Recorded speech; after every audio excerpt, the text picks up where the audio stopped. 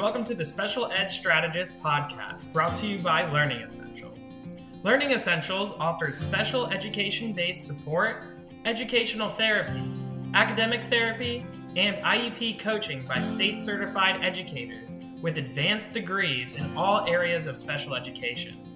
The Special Ed Strategist podcast brings professionals together to educate and empower families navigating special education needs and the IEP process.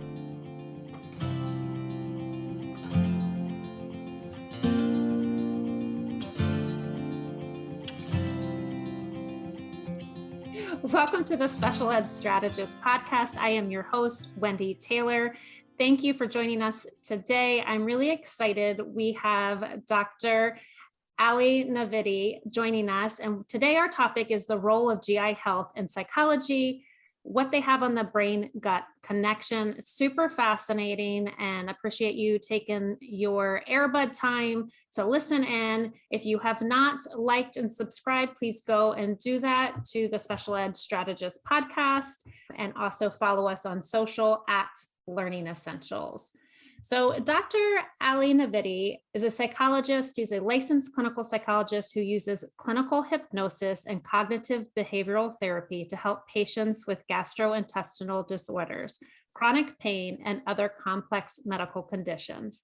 Dr. Navidi is a director and co-founder of GI Psychology, a national behavioral health practice specializing in the effective treatment of GI disorders for children through adults. He maintains a separate private practice in Burke, Virginia. Dr. Navidi is a founder and past president of the Northern Virginia Society of Clinical Hypnosis and currently volunteers on the board for Washington Independent Services for Educational Resources, or WISER, which is a group of professionals collaborating to help individuals with learning and accessibility needs. Such a huge welcome, and thank you for joining us today, Dr. Navidi. Oh, it's my pleasure. Thank you for that introduction. And I'm really glad to get started and talk with you. I know we've got a bunch of really interesting topics to cover. Let's get to it. Yeah. So I have talked to folks in my world about this podcast. I've been really excited to chat with you. What is GI psychology, and how are those GI issues linked to one's psychological wellness? So GI psychology is a broad field talking about the connection between our GI system, our gut, and our brain. And there's been tons of research about this relatively recently, maybe over the last 20 years, looking at something called the brain-gut axis. And that is just a way of saying that the brain and the gut have a special relationship, and they are constantly communicating with each other. And that's good for patients that have GI problems, because often if there's things that we can change in the brain, then the gut will get better. And that's interesting you say that, because on a lot of my social feeds and just, news feeds and all of that good stuff, you see the opposite, right? Get rid of, heal the gut and then the brain. So yours is kind of that opposite approach. Is that what I'm hearing? That's exactly what you're hearing. And I don't discount in any way the importance of nutrition, the importance of the microbiome, and those are also very exciting areas. And I just say, let's not ignore the other way around, because there's actually, and this isn't even a new thing, there's over 30 years of really solid research showing that if we can make changes in the brain, then we get improvements in the GI system for certain problems. And let me make that clear. So what are some of the more common GI issues, especially in children, just because that is the population I support, or school-age children, that are linked to psychological disorders? Well, the one that I'd say probably most parents know about would be the tummy ache before school, the tummy ache Sunday night, the anticipatory stomach aches. I had a friend who our kids would play together a lot when they were young. And even as they got older, he could never have a sleepover, because what would happen when you would go to have a sleepover? his stomach would start hurting. And it was really reliable. His stomach would start hurting. His mom would have to go pick him up, and then his stomach would feel better. Yeah. And that's so common. I think every parent pretty much probably knows about that. And then there's things like IBS, so irritable bowel syndrome. And that's where there's GI dysfunction as well as pain. It's kind of cute when the kids maybe get the pain every once in a while, but sometimes these problems can turn into very chronic, even debilitating issues. They cause loss of, being able to go to school. Patients will stop doing activities because their stomach is hurting, or they're afraid they might have to run to the bathroom. And so there's a whole category of these disorders that gastroenterologists, they used to call functional disorders. And that means the child is going to be having, let's say, pain, or they're going to be having bathroom issues. Maybe they're nauseous. Maybe they feel kind of bloated and full and uncomfortable. And they're going to go through all these tests, and they're going to get blood tests and ultrasounds, and they're going to get scoped up, down, left, right. And at the end of the day, the doctors really aren't going to find anything. And that's where we come in. And so they used to call these functional disorders, and these are disorders where there's no organic problem, but the function is still disturbed. But they changed the name, which I think is very exciting. They changed the name of these disorders to disorders of gut-brain interaction. Oh, I like that. It's Yeah. more clear, right? Yeah. Then it's more, it's not as, it gives you a clear set of what you're trying to accomplish and how that interrelates. So are these clear issues comorbid, or do the GI issues typically cause the psychological component? It happens both ways. And so what I've seen over the years and what the research shows is that the kiddos who struggle with anxiety, they're going to be more likely to develop what they call these somatic symptoms or psychophysiologic symptoms. So, when they struggle with anxiety, they're more likely to get the tummy aches. They're more likely to get the headaches. They're even more likely to get different kind of chronic pain issues. And we can definitely go into why that happens, why the anxiety makes that happen more often, but it absolutely, definitely happens. And then the other way around. So if somebody develops chronic pain in their stomach and they're missing school and they can't go to soccer practices, they're more likely to get depressed and to feel anxious when they go out, because they start worrying that their stomach's going to hurt, or where's the bathroom, and I don't feel safe. And so it can happen kind of both ways. That's a vicious cycle. Absolutely. So then how can parents help children with somatic symptoms? Like, what are some specific strategies? Yeah. And so always when you're getting a new symptom, you always want to get it checked out. You always want to, go to your primary care. And, primary care, they see a lot of this. So they tend to be pretty savvy about it. And so often they can spot, the danger signals of some serious GI issue. And they might just tell you, hey, is he a little stressed? Is she having some trouble at school? And so they're already looking at the stress component. And so once they get it checked out, the next step is they really want to create safety, because these symptoms are all about not feeling safe in their own body. And so the child needs to really understand that there isn't anything wrong with them and that their body is fine. And it's their brain that's just misinterpreting the signals. That's why they call it a disorder of gut-brain interaction. The way they're interacting, the brain is getting these signals and it's thinking it's dangerous when it's really not. So what should parents not say or do when it comes to those somatic symptoms and GI psychological issues? Yeah, that's great, because there are some definite things they shouldn't do. Once we know that a disorder is we call it DGBI, so disorder of gut-brain interaction. Once we know it's a disorder like that and that there isn't anything structurally wrong, but it's chronic, the parents need to avoid treating the child as if they're broken or they're hurt. That if you give too much empathy, if you kind of coddle them too much, it's sending a message to them that there is something wrong. So I'm not saying to be harsh. I'm not saying to be mean, but you don't want to give them the message that they do need to stay home, that they can't do their activities. Because what we found is, once they start missing school, then the cycle really gets ugly because you miss school, you fall behind in the work, and then school becomes an anxiety provoking stimuli. And then layer on top of that all the GI symptoms. And of course, the anxiety about school is going to make the GI symptoms worse. And then when the GI symptoms are worse, they're going to miss more school. And we'll often work with patients who have been out of school for a long time. And it's so hard to get them back because there's just layers of problems at that point.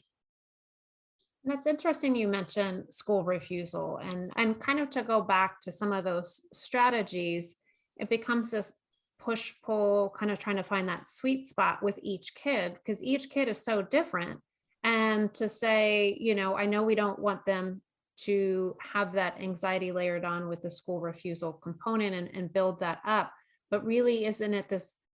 How do you, as a parent, do you suggest finding that balance of not being harsh, but being too harsh and kind of walking through that, getting them to where they need to go, the student, the child, and then B, kind of maybe a follow-up with that, with your child and saying, what did you feel before? And now what do you feel? And kind of debriefing. I think the parents, they need to balance between the issue of safety and getting them out there.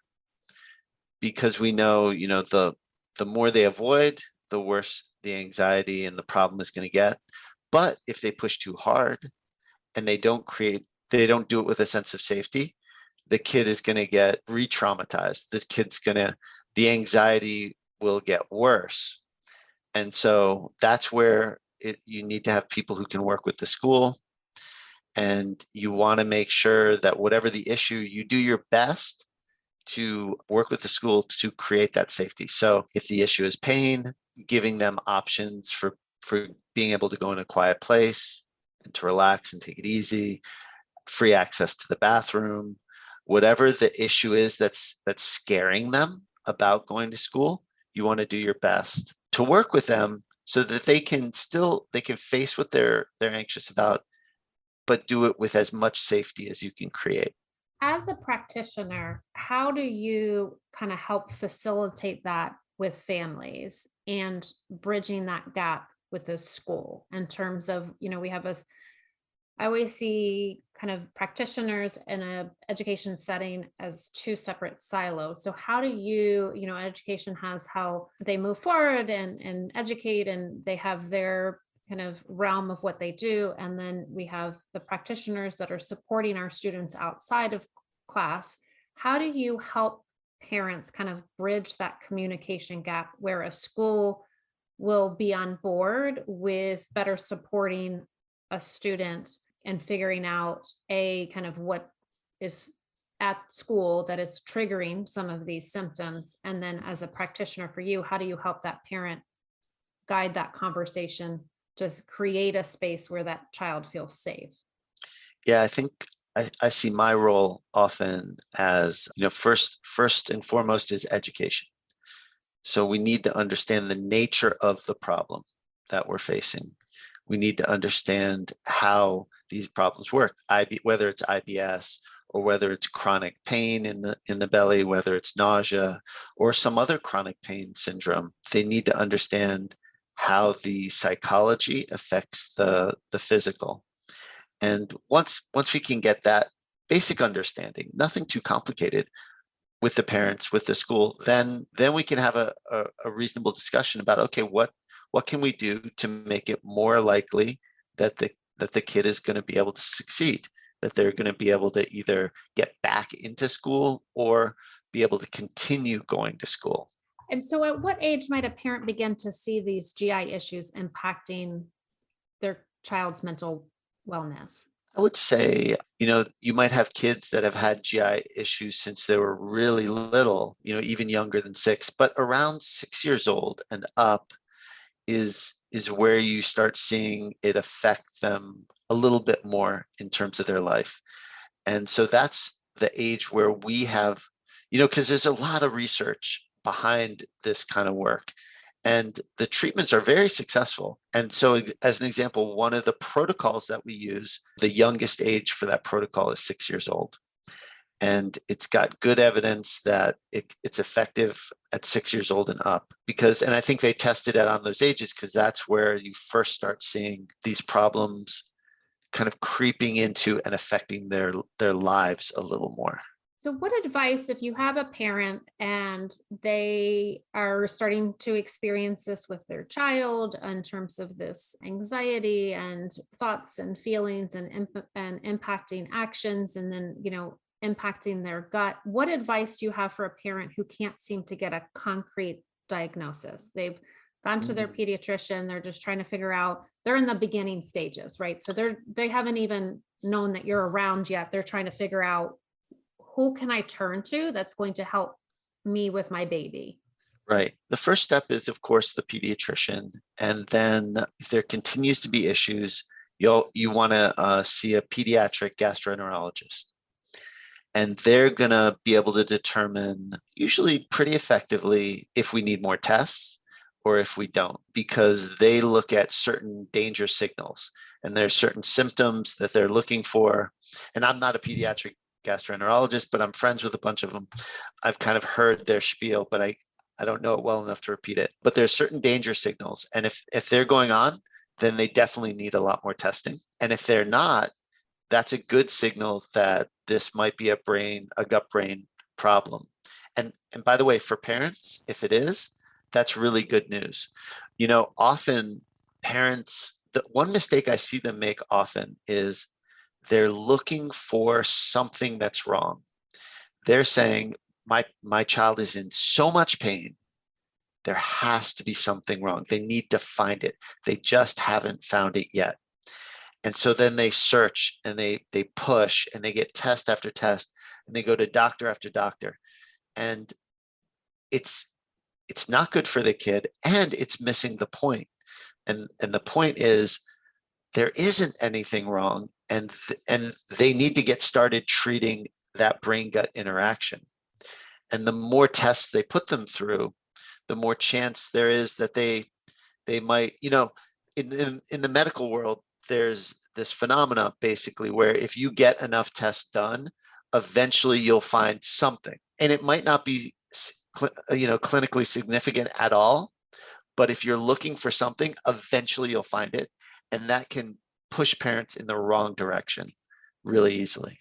So after all of this, they've gone to their different doctors, they've checked out, they've done the test, and then they realize, okay, this is, functional issue between the brain and the gut. What is the first step when addressing GI psychology in children and adolescents? Let's get into what you do as a practitioner. If a patient comes to us and they've been checked out, and we're like, okay, we're fairly certain this is a DGBI, this is a functional issue, we start orienting them to what that treatment looks like. And we also let them know the good news that even though they might have been in pain for 6 months, a year, 2 years, 3 years, that actually, since it's one of these disorders, they can get out of pain. This is not something they have to live with. There's nothing wrong with their body, and it is just a learned response at the level of the primitive brain, and they can get better. And that's the first thing they need to understand. And once they can understand that, then we start talking to them about the treatment. And that involves a very specific kind of cognitive behavioral therapy focused on these types of problems, and then clinical hypnosis. What does cognitive behavioral therapy look like when you're talking about GI psychology? Yeah. There's a lot of providers out there who provide CBT, cognitive behavioral therapy. Unfortunately, there aren't very many who are trained to to use CBT with GI related problems. And so there's certain targets of treatment when we're using CBT. One is a specific kind of anxiety called hypervigilance. And it's an anxiety that patients often start feeling towards their own body sensations. So at some point, and it can happen in various ways, their own body sensations become the target of their anxiety. And so they start monitoring, they're always paying attention to how their stomach is feeling. They're wondering if it's going to get worse, or if I go to school, what if my stomach starts hurting? So it's like this anxiety, and we need to break that cycle, because when they're anxious, it's actually making their stomach symptoms worse. And at what point are you working not only with the child, but with the parents so that they can start transitioning the skills that the child is learning in practice into their home, and then hopefully out into the real world? Yeah, the extent that we work with the parents is very dependent on the nature of the problem coming in. So you might have a bunch of different kids, all, let's say, with IBS. Their stomach hurts, maybe they have to go to the bathroom a lot, but one kid is still doing all their activities, they're still going to school, but they're just having this chronic pain. There's not a lot of work that needs to be done then with the parent. We're teaching the kids some skills, and we might need the parents to help remind them to use those skills, and that's pretty much it. On the other side of the extreme is a kid that isn't doing any activities anymore, pretty much staying home, not going to school, even afraid maybe to take long car rides. That's the other extreme. With a situation like that, we're working a lot with the parents, because we need to help them with a behavioral plan to slowly begin to expand that child's world again, because it's become so constricted, and there's so much anxiety tied into that we need the parents' help for that. And so there would be a lot of work with the parents coming up with a behavioral plan, and then also teaching the kid different skills so that they can use those skills, and then the parents can help prompt them. So that's the other side of things.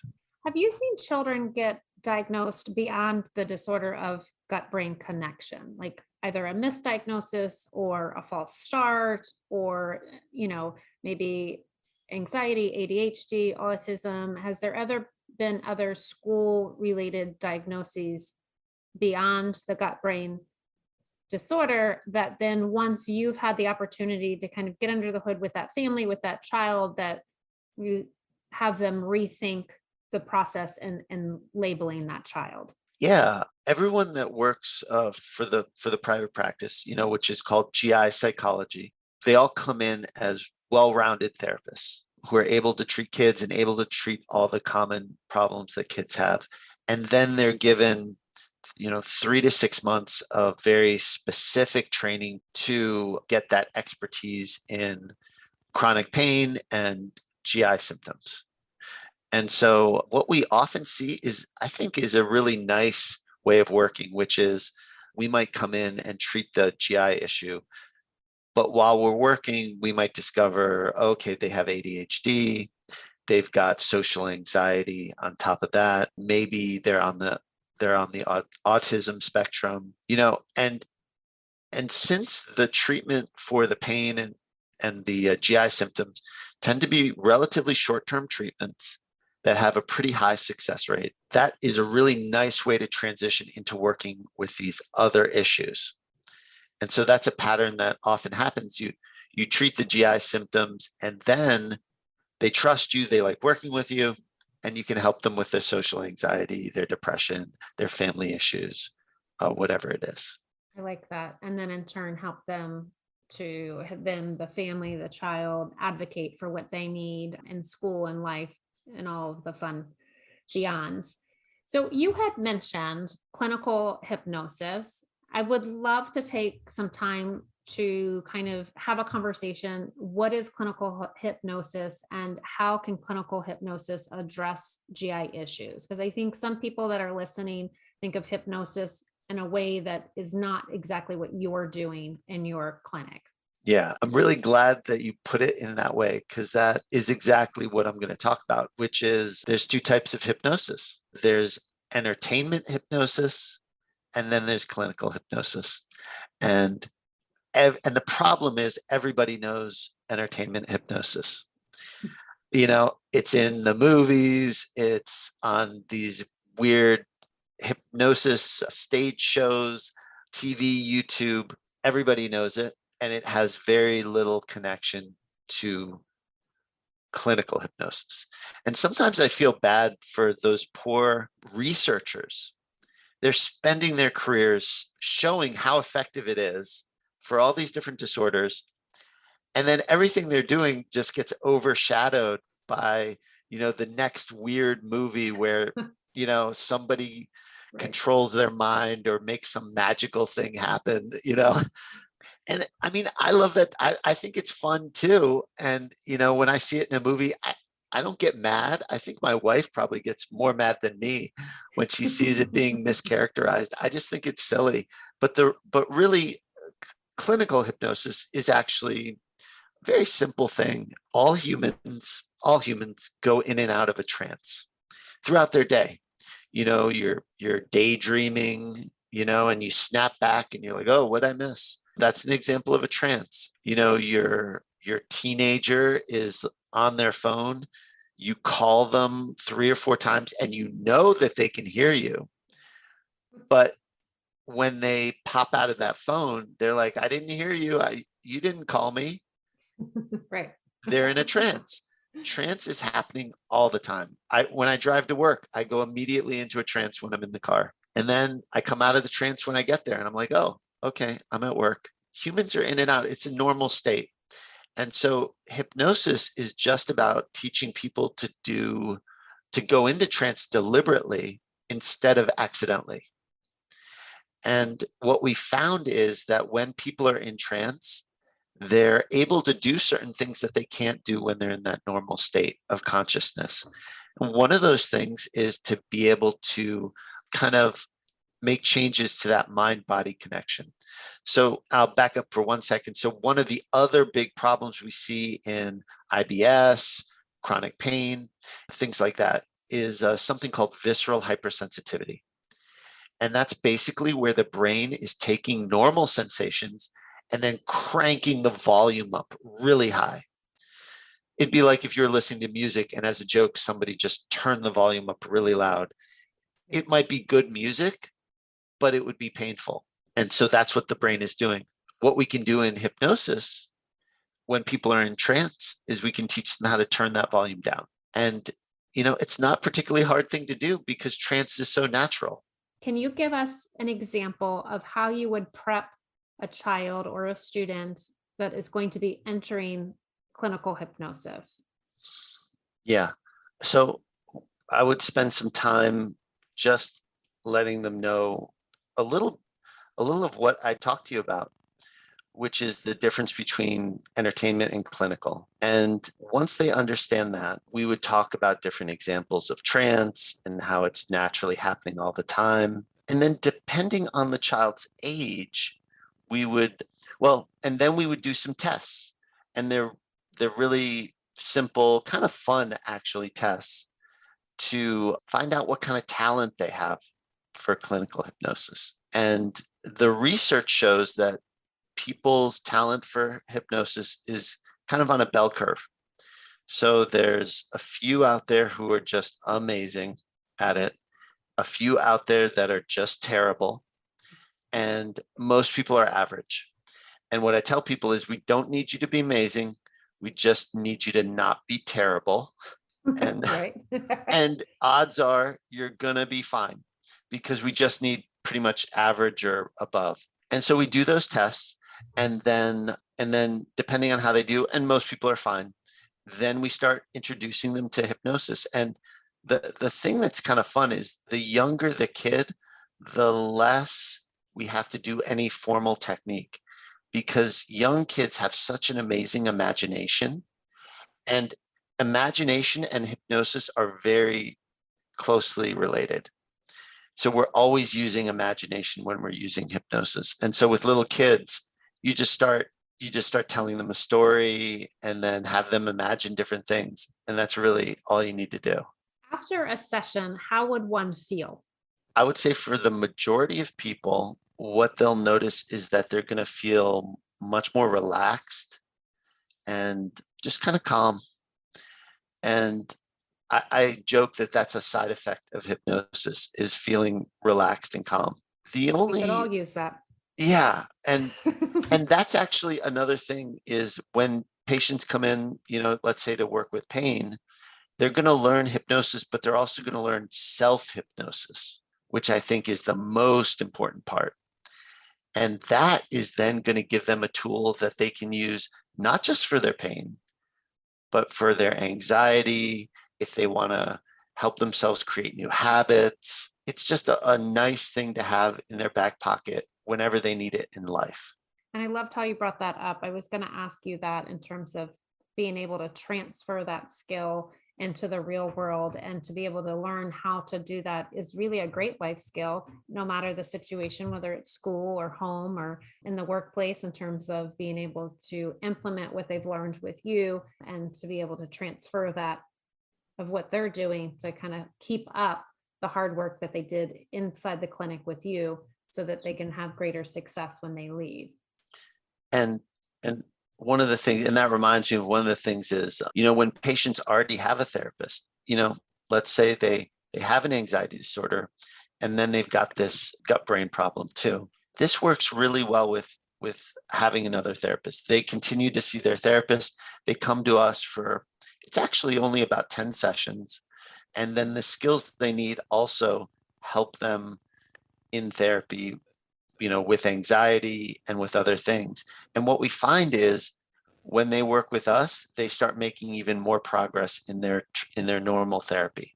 Conversation. Can you explain that chronic pain cycle and how it impacts children and teens? We kind of touched upon it, but just can you kind of reiterate that chronic pain cycle? And then also, how does that show up behaviorally, so that as professionals listening, they can kind of keep their eye out for that, but also for parents as well? So I can give you an example. Let's say you have a kid who's already a little anxious, and something happens where they get an injury, and maybe they sprain their ankle, and ankle sprains are going to take a week, 2 weeks, maybe 3 weeks to heal. And then you give them that time, but then what you notice is the pain doesn't seem to be going away. And you go to the doctor, and the doctor says, I'm not seeing anything wrong, but maybe they just need more time. And the pain just doesn't seem to be going away. And so at that point, what is most likely has happened is now there's distrust from their primitive brain about that ankle. And so then what happens when the primitive brain doesn't trust the body is that it turns those signals that are safe into danger signals. And danger signals from the brain get turned into pain. And so when we're anxious about something in our body, it very easily gets turned into pain. And so then the cycle begins. And then we start avoiding certain activities, and our life kind of shrinks down. And because the pain is in the brain, it can even spread. So now it's not just the ankle, maybe the knee starts hurting, maybe they're getting headaches, because fundamentally what they're learning from at the primitive brain level is, I can't trust my body. Yeah. So what are some do's and don'ts then for dealing with activity avoidance or school avoidance, life avoidance? You talked about shrinking down. So as a caregiver, what are some do's and don'ts that we can implement for dealing with this?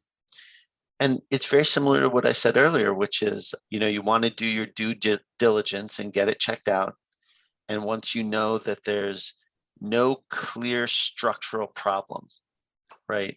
There's no problem in the tissue, that there's no broken bone, the tendons aren't snapped or ripped or anything like that, right? Then you want to let your child know that they're safe. And you want to do that verbally, but you also want to do that in terms of how you're acting towards them. And you don't want to be acting towards them in a way that like, oh, my little fragile baby. Oh, that isn't the message they need right then. They need that sometimes, but not for a chronic pain situation, because that tells them, oh, I am a fragile little baby. I need help. And then they keep viewing their body with a lens of danger. I can't trust my body. It's dangerous. And so the message, the better message is, I know it's uncomfortable. I know, this is hurting right now, but we still need to go to your friend's house. He's expecting you, just have a drink of water, relax for a second, and we're going to go over there. So it's kind of a no nonsense, but there's a little bit of empathy there, but you're getting them moving. And I also would think just the follow-up, right? So you get them moving, right? You have the empathy with kind of the stronghold at the same time, that little sweet spot balance.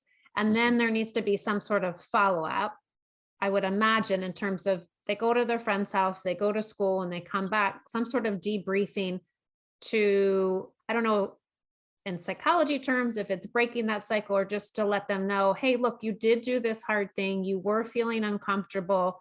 How do you feel now? How did you feel when you were there? Kind of conversation. Is that right?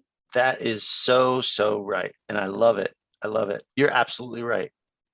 And they not only had a great time, but they didn't notice their pain. And maybe they'll say, oh, my pain was there. I just didn't notice it. If you didn't notice it, then it wasn't there. Right. And that's a big clue that you've got what they call neuroplastic pain, meaning pain that's being generated in the brain. And so you absolutely need that debrief to emphasize to the kid, hey, your body's actually fine. Your body's actually fine. It's just your brain is a little confused. It thinks there's something wrong, but there isn't actually anything wrong. One kind of silly example is how the brain can get confused is maybe a little gross, but it's with nausea. So as an example, if you eat something that's kind of bad, sometimes you can get nauseous and maybe even throw up. And maybe it was a bad orange. Let's say it had gone bad and your body detected that, and so it threw up. The next time you go to eat an orange, it might be a perfectly good orange, fresh, beautiful. But guess what might happen? Yep. Your brain is going to give you nausea, not because there's anything wrong, but because it's scared. And it's learned to be scared of oranges. And the brain can do that with almost anything. Well, and I love that analogy to share with students, with children, so that they're getting the message that they're safe. They're getting the message that they're cared for, and with a positive message versus this is all in your head, move on. That they're really understanding why their brain is feeling the way it is. And I think that in itself is empowering for kids to have that knowledge of the why, and that they don't feel like it's impacting their confidence. Yeah, that's such an important piece is they can understand why, and they can understand what's happening, and that it's a problem with miscommunication with the brain. And, we have the CBT to help teach them that. We also have clinical hypnosis, which does an amazing job of creating a felt sense of safety in these patients. And so the combination of the two really works wonders. It does. It sounds like a powerhouse to have those two interrelate, and then for the parent to understand what's happening, for the child to understand what's happening, and then have the ability to communicate and collaborate with other folks on that child's team, whether it's a classroom teacher or another therapist, so that everybody's understanding what's impacting the child and how to better support that child. Yeah, because when everybody on the team understands the nature of the problem, then we can all be giving the same message. We can all be pushing in the same direction. We're all working to generate safety for the kid. That's right. And I think when everybody understands the nature, I like how you put that, then from, just from my special education brain, I'm thinking, how can we support the child inside of a classroom, the accommodations? And I think the crux of that is understanding where this is coming from. What does it look like? How? So really doing those kind of skill set reminders so that we can then develop an individualized plan or 504 accommodations for that child so that they can feel safe at school, confident at school, and then they're able to be ready to learn versus kind of thinking about how they're feeling and feeling anxious and not seen or heard at school. Absolutely. And that actually reminded me, in terms of accommodations, every patient is going to be different. Every patient with pain, GI pain, body pain, joint pain is going to be different. And they'll all have what's called different safety behaviors. And these are behaviors that are good and bad. They're bad in the longer term sense of we're trying to teach them that there actually isn't anything wrong with their body, right?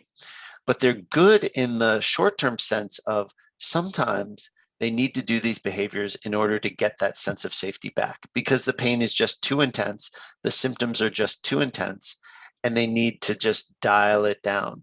And it's going to be different for each person. Some kids might need to get up and walk around. Some kids standing up and walking around isn't good. They need to sit down. They need to be in a quiet place. Some people need to be in a dark room. Maybe they need something warm on their belly. Some people, maybe they just need to read their favorite book. But it's going to be different, and just identifying what their safety behaviors are, and then working to build that in as an option with the school or whatever the environment is that we're trying to help them to feel safe in. That's right. That's right. And excellent how you framed that information. As we wind down, Dr. Navid, is there something that I didn't know enough to ask that I should have asked about our topic today? I think just the opportunity for people to understand the nature of this problem better. I think we did a great job with that, because I think too often these patients, they go in to the doctor, there's nothing that's wrong. And then the message they get from the doctor and from everyone else is, you just have to live with it. Right. Which And that is so not true. And that's why I'm doing what we're doing. That's why we started GI psychology, because they don't have to live with it. But the problem before was there just weren't enough people trained to do this work, right? And the other problem was that not enough people knew that this option was available. So that's what I'm trying to solve by talking on podcasts like this. And then the other part of what I do is I'm training people to do this work. And so you don't have to live with it.